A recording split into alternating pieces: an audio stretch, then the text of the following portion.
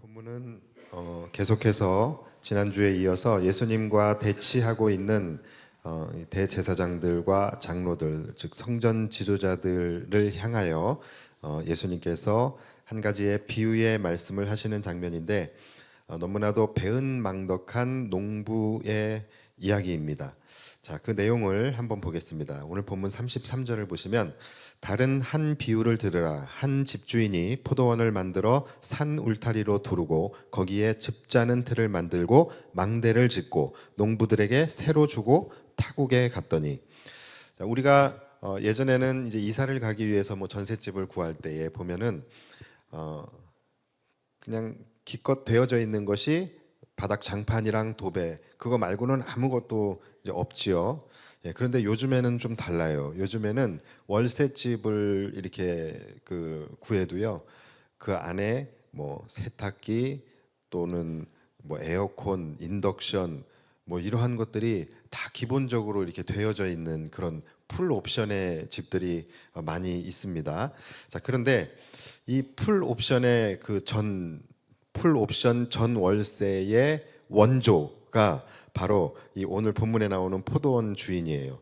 자, 어떤 주인이 이제 포도원을 세를 주기 위해서 이제 포도원을 만드는데 그 포도원을 아주 최신식 풀 옵션으로 이 포도원을 만듭니다. 그래서 포도원 땅만 주는 게 아니라 울타리까지 치고 그 안에 또 포도즙을 짜는 포도즙을 짜는 틀, 예, 그것도 아주 그 휴롬 걸로 해가지고서 예, 아주 좋은 제품으로 갖다 놓고 또 망대도 세워가지고서 막 거기에 온갖 보안 장치들도 딱 해가지고서 아주 훌륭한 포도원을 만든 다음에 이제 그것을 이제 밭이 없어서 땅이 없어서 빌빌거리고 있는 농부들을 불러서 그들에게 그 포도원을 이제 맡겨줍니다. 그렇게 그들에게 세를 주고 이 주인은 이제 먼 나라로 이민을 이제 가게 돼요.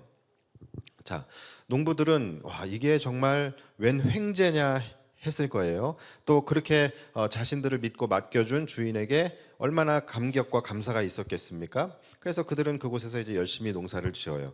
자, 그런데 이제 시간이 지나고 이제 결산을 해야 될 때가 됐어요. 그래서 열매를 거둘 때가 되어서 주인이 그들에게 세를 받기 위해서 주인의 종을 포도원에 보내게 됩니다.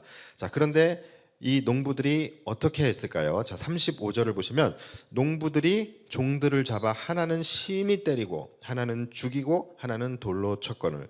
아주 배은망덕한 포도원 농부들이 새는 주지 않고 새는커녕 그 주인의 종들을 잡아다가 때리고 돌로 치고 죽였다라는 것이죠. 자, 그 소식을 들은 주인이 야, 요것들 봐라 하면서 이번에는 다른 종들을 더 많이 보내게 됩니다. 그게 36절이에요. 다시 다른 종들을 처음보다 많이 보내니 그들에게도 그렇게 하였는지라. 그러니까 또 그런 거예요. 또 농부들은 주인의 종들을 잡아서 때리고 돌로 치고 죽인 것입니다. 세상에 어떻게 이런 놈들이 있습니까? 그렇죠? 주인이 화가 났어요. 자, 그런데 그가 그들에게 마지막 한 번의 기회를 줍니다. 이번에는 자신의 아들을 보내는 거예요. 야, 이들이 내 아들만큼은 존대해 주겠지. 내 아들은 선대하리라. 이러한 마음을 가지고 자신의 사랑하는 아들을 포도원에 보내게 됩니다. 자, 그러자 농부들이 어떻게 합니까? 38절과 39절이에요. 농부들이 그 아들을 보고 서로 말하되 이는 상속자니 자, 죽이고 그의 유산을 차지하자 하고 이에 잡아 포도원 밖에 내쫓아 죽였느니라. 내용이 아주 답답하죠. 자, 여러분, 이 농부들은 왜 이렇게까지 한 것일까요? 자, 이들이 받은 은혜가 어떤 은혜인데 어떻게 그 주인에게 이렇게 할 수 있을까요? 자, 이 말씀은 일단 비유로 하신 말씀이에요. 그렇지만 그 당시에 그리고 지금 우리도 이건 누가 들어도 이 말씀, 이 비유를 해석하는 데는 문제가 없습니다. 그만큼 지금 이 비유는 굉장히 우리가 이해할 수 있는 직관적이고 그리고 실제적으로 지금 이스라엘의 현실적 상황과 아주 지금 맞닿아 있는 이야기예요. 그래서 자, 우리가 한번 해석을 해보면 이 비유에서 포도원 농부는 누구일까요? 예수님이에요? 그러면은 농부의 아들은 누구예요? 그럼 여기서부터 막히게 되죠. 자, 그러니까 하나 위로 올려서 자, 포도원 농부는 누구예요? 하나님이시죠. 하나님이에요. 그러면 이 배은망덕한 농부들은 누구일까요? 바로 패역한 이스라엘이에요. 그리고 그 중에서도 이 지금 성전의 지도자들을 의미하는 것이겠죠. 자, 그리고 그러면 농부가 보낸 농부가 보낸 게 아니라 포도원 주인이 보낸 종들, 그 종들은 누구일까요? 그러면 그의 아들을 해서는 또 뭐라고 대답하실 거예요? 자, 포도원 주인이 보낸 종들은 바로 구약 시대부터 계속해서 한결같이 보내신 하나님의 사람들, 바로 선지자들을 의미하는 거예요. 그렇죠? 자, 그리고 마지막으로 이제 주인의 아들을 보내게 되는데 주인의 아들이 누굽니까? 바로 예수 그리스도가 되시겠죠. 자, 그러니까 이 모든 내용들을 정리하면 하나님께서 소망 없이 비참하게 그렇게 살아가고 있는 인간들을 위하여 그들에게 아름답고 풍성한 포도원을 만들어서 맡겨주셨어요. 그리고 그들과 언약을 맺으셨죠. 이들은 자신들에게 살 길을 열어주신 그 하나님의 은혜가 너무나도 크고 놀랍고 감격스럽고 감사했습니다. 자, 그래서 이들이 너무나도 기뻤어요. 그리고 맡겨주신 그 포도원에서 이들은 열심히 농사를 지었습니다. 자, 그러면 이들의 사명은 뭡니까? 맡겨주신 그 포도원을 아름답고 충성되게 경영을 해야 되겠죠. 그리고 주인이 원하는 아름다운 열매를 맺어 드리는 것. 이것이 이 포도원 농부들이 해야 할 사명이에요. 그렇죠? 자, 그런데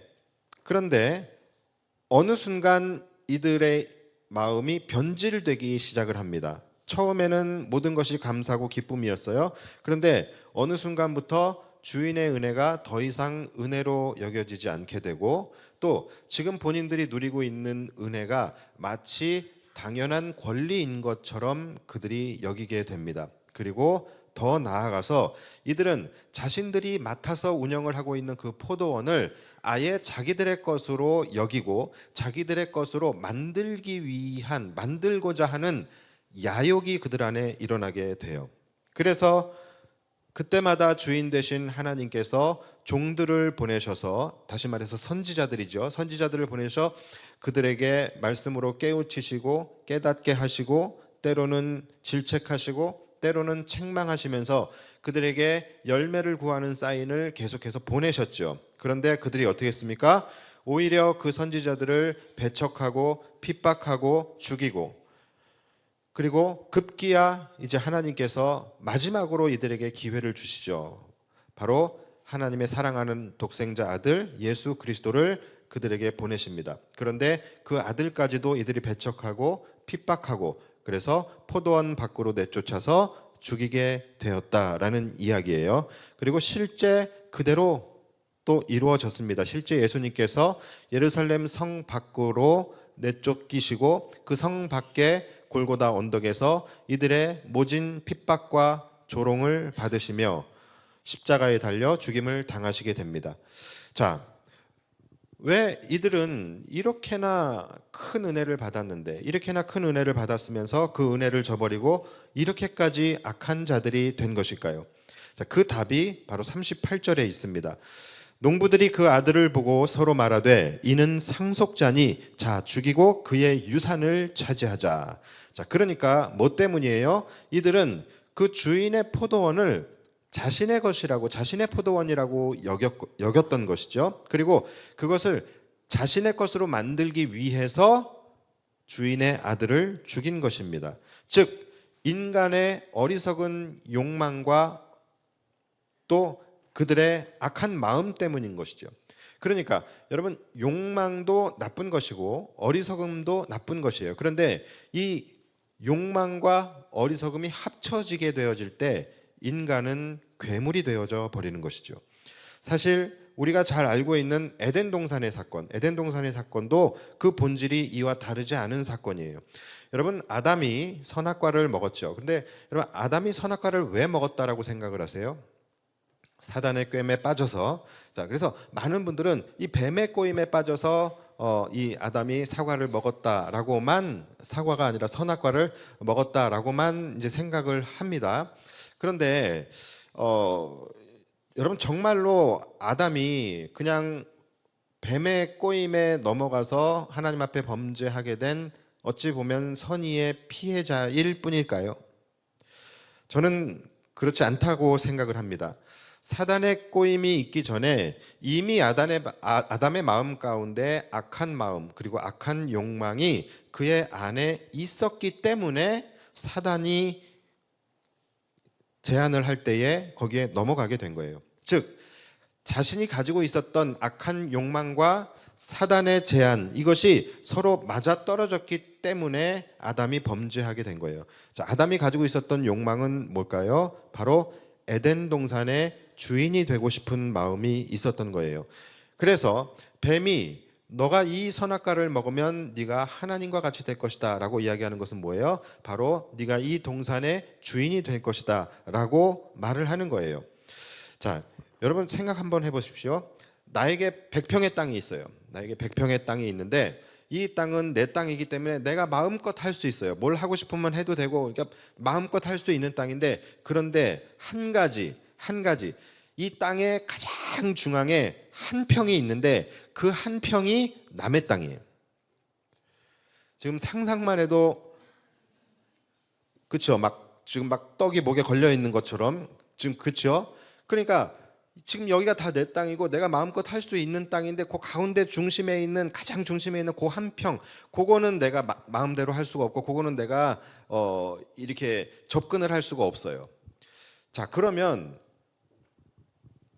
이 땅을 온전히 내 땅이라고 할 수 있을까요? 100평이나 지금 내가 가지고 있지만 이 땅을 온전한 내 땅이라고 여기기가 쉽지 않겠죠. 그러니까 이 사람의 평생의 수고는 뭡니까?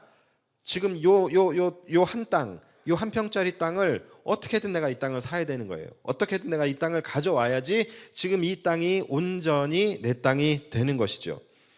여러분, 이게 지금 마치 내 거인데 내 거 아닌 내 거 같은 그런 마음, 이 마음이 바로 이 아담에게도 있었던 거예요. 그래서 이 아담이 하나님으로부터 에덴 동산이라는 것을 받았습니다. 그렇죠? 완전히 풀 옵션의 아주 가장 아름다운 이 에덴 동산을 하나님으로부터 받았어요. 그리고 아담은 이 에덴 동산을 마음껏 누리고 다스릴 수 있었습니다. 그것을 하나님께서 그에게 맡겨주시고 그에게 위임을 해주셨어요. 그런데 다만 한 가지, 그 에덴 동산의 가장 중앙에 뭐가 있었습니까? 선악을 알게 하는 나무 한 그루가 있었어요. 그런데 그 나무만큼은 인간이 마음대로 할 수가 없었습니다. 심지어 그 나무의 열매를 먹었을 때는 정령 죽으리라라고 말씀을 하셨어요. 그러니까 이 사람이 그 에덴 동산의 주권을 가지고 있음에도 불구하고 그 주권을 가진 자를 죽일 수 있는 나무가 그 안에 있는 거예요. 그러니까 아담의 마음 속에는 지금 이 에덴 동산이 온전히 지금 내가 다스리는 동산, 그리고 나의 소유라고 생각되어지지 않게 되어지는 것이죠. 그러니까 지금 여기서부터 죄라는 것이 시작이 되게 되는데, 많은 사람들이 하나님이 왜 굳이 에덴 동산을 그냥 줬으면 시원하게 줘버리지, 왜 굳이 선악과를 만드셔서 지금 이 사단이 나게 하시나 라는 생각을 하시는 분들이 계실 거예요. 그런데 여러분, 하나님께서 굳이 선악과를 만드셔서 동산 중앙에 놓으신 이유는 그것이 바로 그 땅의 소유자가 하나님이심을 인증하는 나무였던 거예요. 그 나무가 바로 인간에게 에덴 동산을 주셨지만 그 인간이 그 에덴 동산에서 교만해지지 않고 넘지 말아야 할 선을 넘지 않도록 하기 위한 최소한의 장치가 바로 선악과였던 것입니다. 그래서 하나님께서는 인간이 그 선악과의 명령을 지키게 함을 통하여서 뭘 깨닫게 하시는 거예요? 이 동산의 주인이 하나님이심을, 그리고 인간의 주인이 하나님이심을 기억하게 하시고자 했던 거예요. 그러니까 하나님은 힘이 있으시고 또 천지 만물의 하나님이시라고 해서 무조건 막 힘으로 강압적으로 하나님의 주권을 강요하지 않으셨다라는 거예요. 그냥 그 동산을 주시고 그 가운데 선악과 하나 세워 놓으시고 너가 이 명령을 지키는 것이 창조주를 인정하는 것이다. 이 나무를 세워놓으시고 너가 이 선악과를 바라보면서 이 동산이 너의 것이 아닌 하나님의 것임을 네가 깨닫고 날마다 기억해야 할 것이고, 네가 이 선악과의 명령을 지킴으로 말미암아 너의 주인이 하나님이심을, 창조주 하나님을 기억하라고 그 선악과를 세워놓으신 거예요. 자, 그러나 아담의 마음속에는 지금 자신이 정복할 수 없는 모든 것을 다 정복하고 다스리고 있는데, 자신이 정복할 수 없는 그 하나의 나무마저도 정복해야 되겠다라는 마음, 정복하고 싶다라는 마음이 그의 안에 생기게 된 거예요. 저것만 없으면 에덴 동산이 온전히 나의 다스림 하에 있을 텐데, 저것만 없으면 에덴 동산이 온전히 나의 것이 될 텐데, 이렇게 그의 마음속에는 에덴 동산의 온전한 주인이 되기를 원하는 마음이 있었던 거예요. 그러니까 여러분, 인간이 선악과를 먹었다라는 것은 단순히 하나님께서 금지하신 금단의 열매를 먹었다라는 그런 사건의 개념이 아닙니다. 이것은 창조주 하나님에 대한 도전이었고, 그가 그 열매를 먹음으로써 그가 하나님과 같이 되어서 하나님과 같이 이 동산의 주인이 되고자 하는 그 악한 욕망이 있었던 것입니다. 그러니까 오늘 본문에 나오는 아들을 내어쫓고 포도원을 차지하고자 하는 그 농부들의 마음과 같은 거예요. 이 농부들이 어떻게 했어요? 그 아들을 보고 서로 말하되 이는 상속자니 자 죽이자, 그리고 그의 유산을 우리가 빼앗자.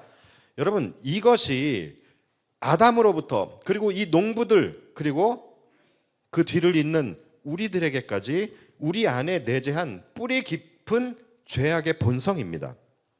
아담 안에 그렇지 않아도 지금 이러한 악한 욕망이 있었는데 거기에 딱 맞춰서 때마침 뱀이 온 거예요. 그래서 이걸 먹으면 하나님과 같이 될 수 있고, 이걸 먹으면 네가 이 동산의 주인이 될 수 있으니 먹어라고 이야기를 한 겁니다. 그러니까 어찌 보면은 뱀의 제안은 바로 이 아담 안에 있는 욕망을 간파하고 거기에 맞는 제안을 한 것이라고 볼 수도 있는 거예요.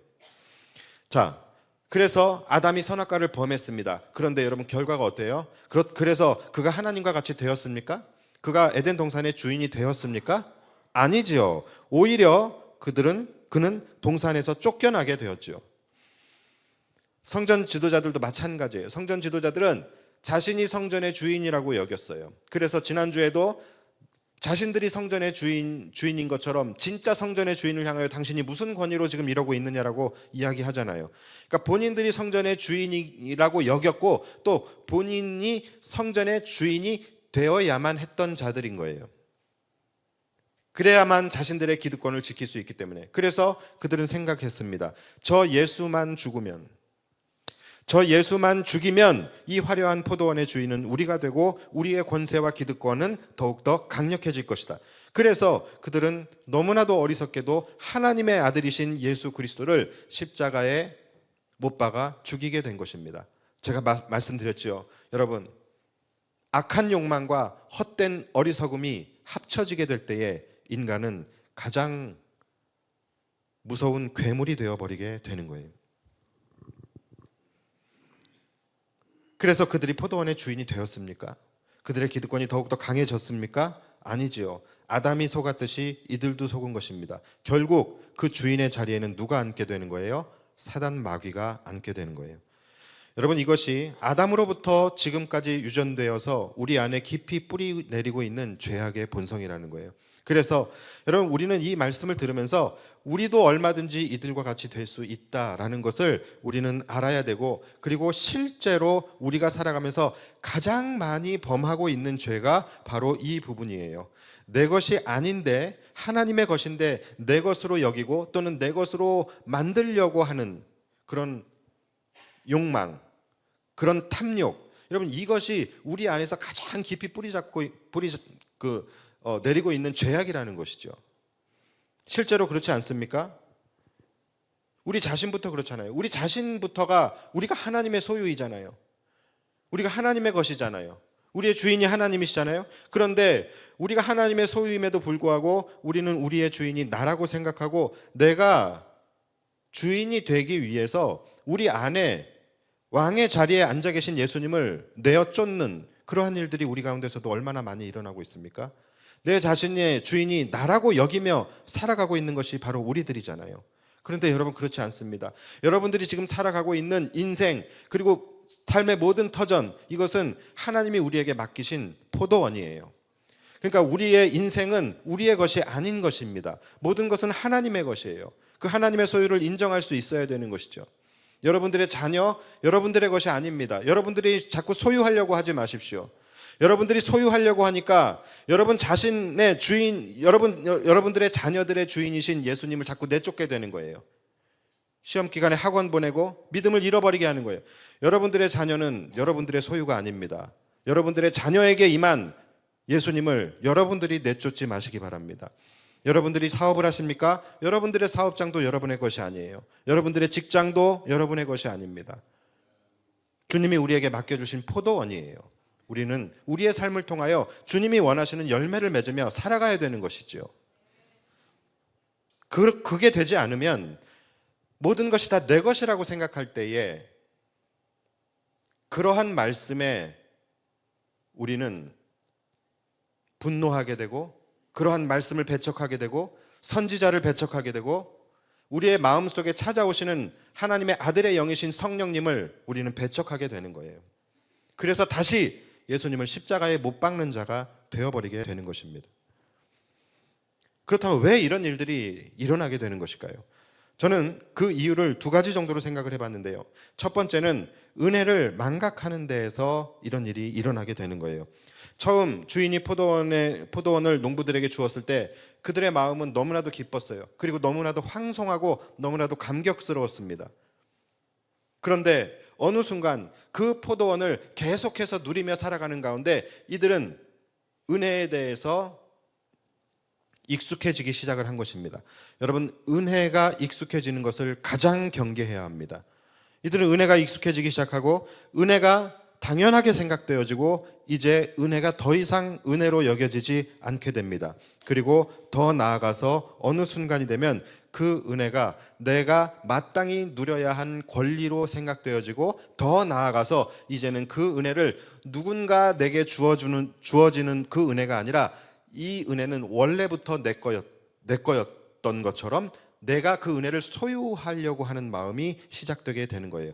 그때부터 우리는 그 은혜를 내 것으로 만들기 위해서, 내 것으로 빼앗기 위해서 결국은 은혜를 주신 분을 제거해야만 되는 그런 상황이 일어나게 되는 것입니다. 아담의 에덴 동산도 마찬가지예요. 결국은 에덴 동산을 자신의 소유로 하기 위해서 그가 결국은 그 에덴 동산을 주신 하나님을 대적하게 되잖아요. 마찬가지예요. 우리가 은혜를 나의 소유로 여기기 시작하는 그 순간부터 우리는 그 은혜를 주신 분을 대적할 수밖에 없게 된다는 거예요. 하나님의 아들을 내어쫓는 데까지 나아갈 수밖에 없게 되는 거예요. 그래서 여러분, 별거 아닌 것 같지만 우리는 은혜에 익숙해지게 되는 것을 경계해야 합니다. 처음 은혜가 부어졌을 때 우리는 너무나도 기쁘고 감사하고 감격했습니다. 그런데 어느 순간 그 은혜가 익숙해지고 당연하게 생각되어지고 이게 내 권리라고 생각되고 더 이상 그것이 은혜로 느껴지지 않게 될 때, 그리고 그것을 넘어서 우리가 받은 그 은혜가 원래 마치 내 것이었던 것처럼 느껴지게 될 때 우리는 그것이 아니라고 하는 진리의 말씀에 화가 나게 되는 거예요. 그것을 선포하는 선지자의 외침에 화가 나게 되는 거예요. 그것을 깨닫게 해주시는 성령님의 두드리심에 우리는 분노하게 되는 거예요. 그래서 하나님의 아들을 내쫓게 되는 데까지 나아가게 되는 것입니다. 가장 쉬운 예로, 제가 만약에 여러분들에게 설교를 할 때 헌금이나 헌신에 대해서 강조하는 그런 설교를 해요. 그러면 여러분, 이것은 우리에게 포도원을 맡겨주신 우리의 주인 되신 하나님께서 기대하는, 열매를 기대하는 아주 당연한 하나님의 말씀인 것이죠. 그런데 우리는 어떻게 그런 말씀들을 받아들입니까? 아주 예민하게 받아들여요. 우리가 예민하다라는 이유는 뭡니까? 이것이 내 것이라고 생각하기 때문에, 내 것을 빼앗는다라고 생각하기 때문에 우리는 여기에 예민하고 민감해질 수밖에 없는 거예요. 그런데 여러분, 가만히 생각해 보십시오. 여러분들이 살아가고 있는 여러분들의 인생의 포도원, 그건 여러분들의 것이 아니에요. 하나님이 맡기신 겁니다. 하나님이 주신 은혜입니다. 여러분도 하나님의 것이고, 여러분들의 재산도 하나님의 것이고, 여러분들의 건강도, 시간도, 모든 것이 다 하나님의 것이에요. 그런데 어느 순간부터 이것이 내 것이라고 생각되는 것이죠. 나도 내 것이고, 나의 주인도 나고, 내 재물의 주인도 나고, 내 건강, 내 시간, 모든 것의 주인이 나라고 생각을 하기 때문에 열매를 요구하시는 그 하나님의 부르심에 우리는 거부하고 배척하고 핍박하고 내어쫓고 여기까지 나아가게 되는 것이죠. 왜 내 거를 달라고 하느냐? 왜 내 인생에 간섭하느냐? 모든 것이 다 내 거인 거예요. 이런 분들은 예수님이 찾아오셔도 예수님을 내어줬지 자신의 것을 내어드리지 못합니다. 이게 다 뭐 때문이에요? 어느 순간 은혜가 당연하게 여겨지게 되고 어느 순간 그 은혜가 내 소유라고 여기며 살아가기 때문이에요. 즉 은혜는 동일한데 그 은혜를 바라보는 내가 계속 변질되어 가는 거예요. 은혜는 항상 충만합니다. 은혜는 항상 좋은 것입니다. 은혜는 항상 변함이 없습니다. 그런데 항상 뭐가 변하는 거예요? 그것을 바라보는 내 마음이 변하는 거예요. 그것에 대해서 감사하는 내 마음이 변질되는 것이죠. 여러분 조심해야 합니다. 마치 호의가 계속되면 권리인 줄 아는 것처럼. 그리고 두 번째는 은혜의 목적을 상실할 때 이런 일들이 일어나게 돼요. 주인이 포도원을 맡긴 목적은 뭡니까? 포도원에서 열매를 맺으라는 거예요. 새를 준 거잖아요. 포도원에서 열매를 맺어야 하는 거예요. 그런데 이들의 목적은 뭐였습니까? 포도원을 소유하는 것이었어요. 그러니까 주인의 목적은 열매예요. 그런데 이들의 목적은 소유였어요. 그러니까 서로 목적이 달라요. 그러니까 정답과 오답이 계속해서 평행선을 그으면서 가게 되는 것이죠. 주님이 우리에게 은혜를 주셨다면 우리에게 은혜를 주시는 목적은 뭡니까? 그 은혜를 통하여 열매를 맺으라는 거예요. 그러나 이 땅을 살아가고 있는 우리의 목적은 항상 뭐예요? 열매가 아닌 소유입니다. 그래서 돈을 소유하고 집을 소유하고 명예와 권력을 소유하는 것. 그래서 하나님이 주시고자 하는 은혜와 우리가 받고자 하는 은혜가 괴리감이 생기는 거예요. 항상 충돌이 일어나게 되는 것이죠. 그러니까 배척하고 핍박하고 내쫓게 되는 거예요.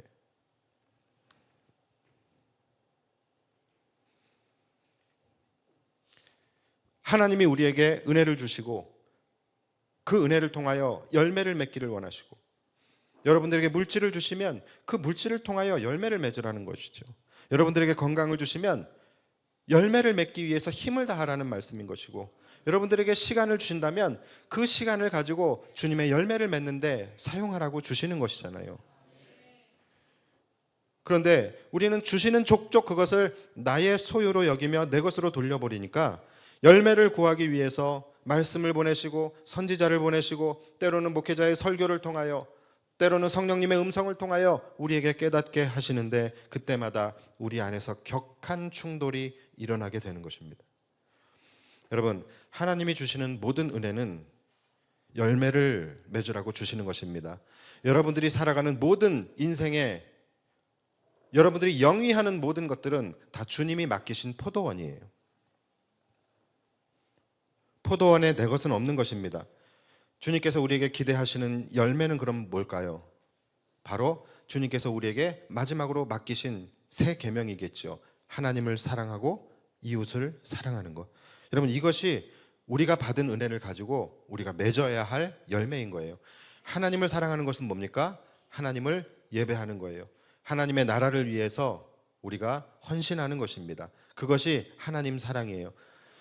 우리가 누군가를 만난다고 해가지고서 그 사람을 사랑하는 것이라고 단정할 수는 없습니다. 그렇죠? 우리가 누구를 만났다고 해서 만난 것 이퀄 사랑이라고 단정할 수는 없어요.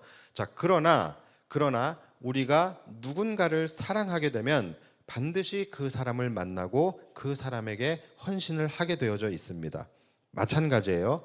우리가 예배를 드린다고 해서 예배를 드리는 것 이퀄 하나님을 사랑하는 것이다 라고 단정할 수는 없어요.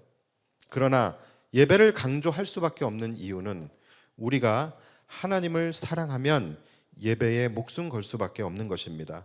그리고 하나님의 나라를 위해 그리스도의 몸된 교회를 위해 우리는 헌신할 수밖에 없는 것이죠. 그것만이 우리가 하나님을 사랑하고 그 사랑을 표현하고 실천할 수 있는 유일한 방법이기 때문에 우리가 이웃을 사랑하는 것도 마찬가지예요. 여러분 우리가 이웃을 사랑하는 것은 바로 그들에게 복음을 전하는 것입니다. 우리가 복음을 전하고 나가서 전도지를 돌린다고 해서 그것 이퀄 이웃 사랑이라고 단정할 수는 없어요.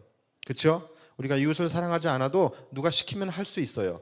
그런데 그러함에도 불구하고 우리가 복음 전파를 강조할 수밖에 없는 이유는 우리가 정말로 이웃을 사랑하면, 우리가 정말로 누군가를 사랑하면 그 영혼에게 복음을 전할 수밖에 없기 때문에 그런 것입니다. 그러니까 종합하면 결국 우리가 이 땅에 숨을 쉬며 살아가고 있는 이곳은 우리의 것이 아닙니다. 주님이 우리에게 맡기신 포도원이에요. 이 포도원에서 우리가 살아가는 이유는, 그리고 우리가 이 은혜를 누릴 수 있는 이유는 바로 한 가지, 열매를 맺기 위해서예요. 그리고 그 열매는 우리가 하나님을 예배하는 것, 그리고 하나님의 나라를 위하여 헌신하는 것, 그리고 또 믿지 않는 자들에게 복음을 전하는 것. 여러분, 이 세 가지입니다. 이것이 우리가 열매를 맺는 삶인 거예요. 그리고 반드시 주님은 우리에게 이 열매를 물으실 거예요. 그때에 이 농부들과 같이 내 것을 움켜쥐며 주님까지도 배척해버리게 되어지는 그러한 자들이 되지 않기를 바랍니다.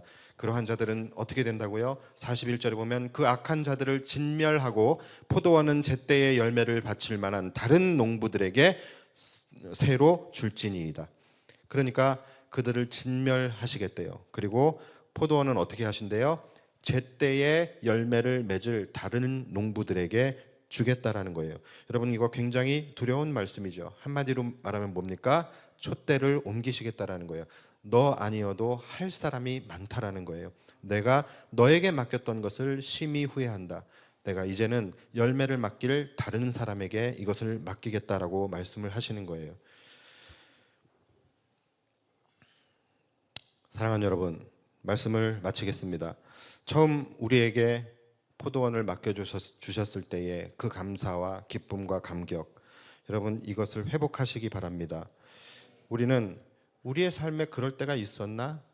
언제 그럴 때가 있었나? 이런 생각이 될 정도로 우리는 까마득하게 잊고 살 수 있어요. 그러나 여러분, 우리에게는 반드시 그런 때가 있었습니다. 여러분이 그것을 느꼈던 느끼지 못했던 우리 안에는 분명히 하나님의 선택하심이 있었고 중생과 회심의 역사가 반드시 있었습니다. 여러분, 이때를 우리는 기억하고 회복해야 합니다. 그때의 그 기쁨과 감격, 그리고 그때의 초심으로 돌아가고 그때의 첫사랑으로 돌아가서 이 포도원이 주님의 것이고 내 삶의 모든 것이 주님의 것임을 기억하며 이제 다시 열매 맺는 삶으로 우리는 돌아가야 합니다. 오늘 말씀을 듣는 저와 여러분들, 우리들의 촛대가 옮겨지지 않게 되기를 주님의 이름으로 축복합니다. 우리가 정말로 주님께서 우리에게 열매를 물으실 때에 착하고 충성된 종으로 주인의 그 거룩한 잔치에 참여할 수 있게 되는 우리 모두가 되기를 축원합니다.